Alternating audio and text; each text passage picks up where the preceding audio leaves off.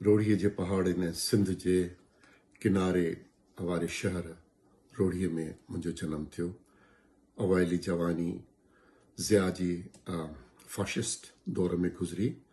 जबर जो दौर सियासी मुआशी ऐं समाजी हवाले सां सभु हक़ीक़तूं ॼण त सम्झाए वियो। खाबी धुर ॾे लाड़े हुअण सबबि इल्म अदब ऐं शाइरी ॾांहुं ध्यानु पियो। सिंधी अदबी संगत रोड़ीअ में मुनफरिद शाइर असांजे तमामु बहितरीन दोस्त अख्तर दरगाही जो साथ मिलियो ऐं शेर सर्जण जो मौक़ो पिणु मिलियो। मां ग़ज़ल नज़्म ऐं आज़ाद नज़्म में शाइरी जी कोशिश कई आहे। अॼु मां हिते पंहिंजी हिकु नज़्म पढ़ां थो। इहा नज़्म मुंहिंजे रूह जे इलाही वेझी रही आहे। नज़्म कुझु हिन रीत आहे। ज़िंदगी बाह आया शबनमा, ज़िंदगी बाह आया शबनमा, रत सां दर्द थो वहे दिल में, सोच खे सूर थो मिले हर पल। रत सां दर्द थो वहे दिल में, सोच खे सूर थो मिले हर पल।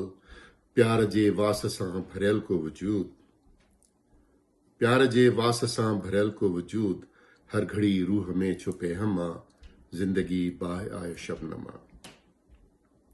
कंहिं तरफ़ प्यार जा था साज़ वॼनि, कंहिं तरफ़ प्यार जा था साज़ वॼनि, कंहिं तरफ़ मौत जूं पुकारूं आहिनि। कंहिं तरफ़ प्यार जा था साज़ वॼनि, कंहिं तरफ़ मौत जूं पुकारूं आहिनि। गुफ़्तगूअ मां बि का ख़बर न पवे, गुफ़्तगूअ मां बि का ख़बर न पवे, मुंहं ते मुर्का या मातमा, ज़िंदगी बाहिया ये शबनमा। रात जे रूप में जे रोए को, रात जे रूप में जे रोए को, ॾींहं जो सच थो सहारो ॾे।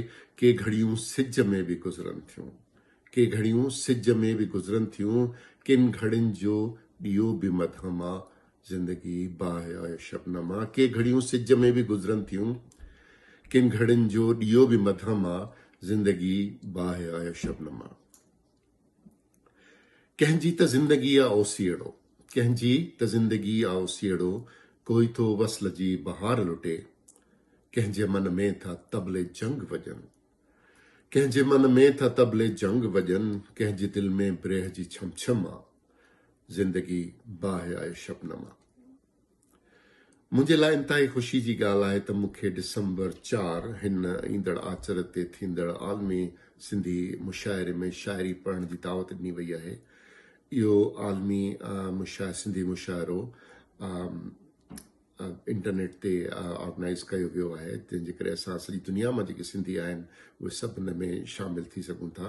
मां पंहिंजनि सभिनि दोस्तनि खे गुज़ारिश कंदुसि त हिन मुशाइरे में शिरकत कंदे सिंध जे आर्ट, कल्चर ऐं पोइट्री खे सेलिब्रेट कनि। महिरबानी।